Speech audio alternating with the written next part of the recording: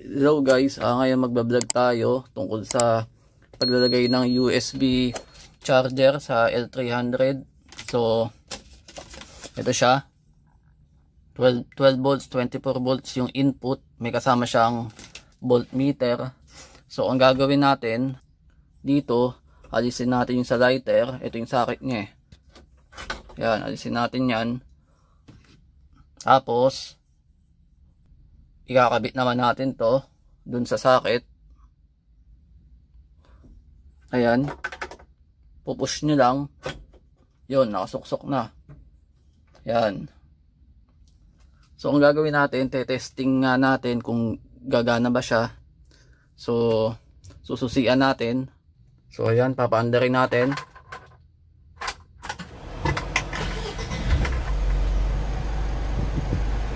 So kung makikita nyo, may kasama siyang voltmeter. Ayan. So gumagana siya.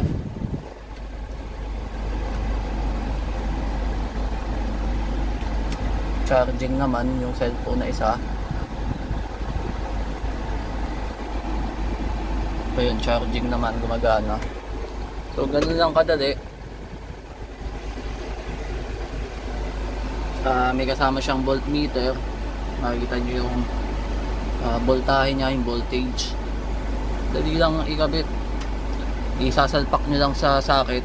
Ayan, bali dalawa yung pagsasaksakan ng USB.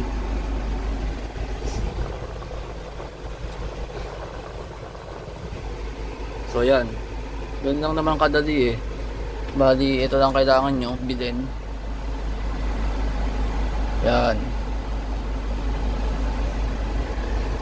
So yun, dito muna yung vlog natin. Pinakita ko lang sa inyo paano mag-install. Bali sa socket nga lang isasalpak nyo. So yun.